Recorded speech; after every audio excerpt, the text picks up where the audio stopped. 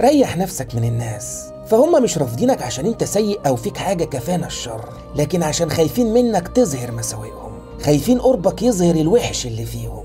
هم مش بيتكلموا عليك عشان انت اذيتهم لا سمح الله، لكن عشان حاقدين عليك وجواهم غل من ناحيتك. هم مش بيدعموك وبيراقبوك من بعيد لبعيد كده، مش عشان انت فاشل لا قدر الله، ولا عشان انت ما تنفعش، لكن عشان هم اللي نفوسهم مش سليمة ومستكبرين ومستكترين عليك تكون احسن منهم في حاجة. فما ترهقش نفسك في تفسير افعالهم الخبيثة معاك، وما تتعبش نفسك في انك تفهم هم ليه بيعملوا معاك كده، عشان باختصار العيب فيهم هم مش فيك انت. فريح نفسك وانفض ايدك منهم، واعرف انهم مساكين والحقد بياكل فيهم كل لحظة. ففي الوقت اللي بيراقبوك فيه من بعيد لبعيد اعرف انهم مجبرين على ده مش مختارين. مش قادرة ايديهم تدعمك بكلمة، ومش قادر لسانهم يقول كلمة حلوة فيك، لان غلهم مقيدهم صدقني. والحقد جوه النفوس بيكبر ويورم زي السرطان بالظبط، فالحقد بينغص عليهم اكلتهم وشربتهم ونومتهم وكل حياتهم. فمش موضوع انك معاك خير مش معاهم او معاك اكتر منهم وبس، ففي الغالب بيكون معاهم اضعاف اللي معاك، لكن مش متهنين بيه وبصين على اللي في ايدك وبس. وكونهم بيراقبوك من بعيد لبعيد ومش مقربين منك، فصدقني ده من قضاء ربنا الجميل ليك ومن فضل ربنا الخافي عليك، لانه بيحبك وعايز يحفظك بعيد عنهم. وتخيل الآية اللي بتقول ونجيناه من القرية التي كانت تعمل الخبائث. فالبعد عن بعض الناس فيه النجاة والحياة ليك، وما تشغلش بالك بكلام الناس. ففي القرآن ربنا أمر النبي صلى الله عليه وسلم بالصبر في مواضع كتيرة، إلا إنه في 4 مواضع ذكر بالتحديد الصبر على كلام الناس، وقال له في 4 مواضع واصبر على ما يقولون، فأغلب أذية الناس في كلامهم. فافهم الدرس كويس وما تحاولش تفكر كتير في سبب أذيتهم ليك، لأن في ناس هتحقد عليك وهتأذيك وبدون أسباب.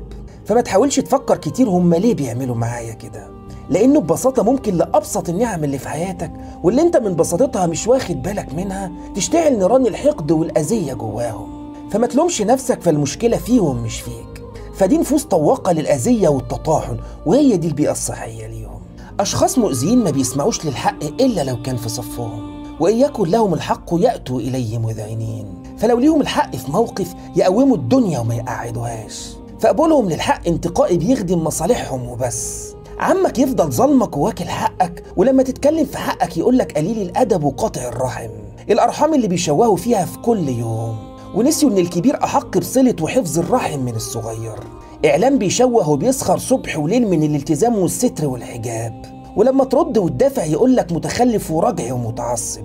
مجتمع عنده المقدرة إنه يغفر ويسامح وينسى أي حاجة لأي مخلوق إلا للملتزم والملتزمة، وكأنه مش مخلوق أو بشر. فعشان كده الناس دي لازم تفرح إنهم بعيد عنك. وكتير بنشوف أمر ربنا للنبي صلى الله عليه وسلم بالإعراض عن فئة من الناس، فأعرض عنهم وعظهم، فأعرض عنهم وتوكل على الله، فأعرضوا عنهم. إيه كمية الإعراض دي؟ لأن القرب من بعض الناس مؤذي والبعد عنهم راحة. والعرب زمان كانت بتقول إن من ابتغاء الخير اتقاء الشر. بيتضايقوا لما يشوفوا حد بيثني عليك أو يمدح فيك قدامهم، وبيجتهدوا إنهم يبدلوا الصورة الحلوة دي في ذهن اللي بيتكلم. ناس مريضة.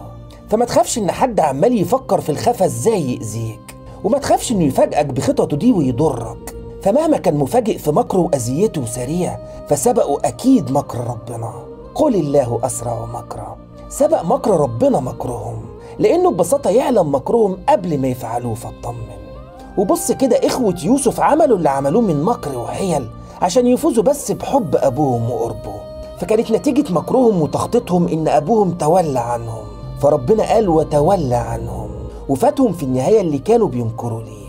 فريح نفسك واعرف إن صناع الخطط والمكايد ليك بينسجوها وبيصنعوها لنفسهم في النهاية، ولا يحيك المكر السيء إلا بأهله.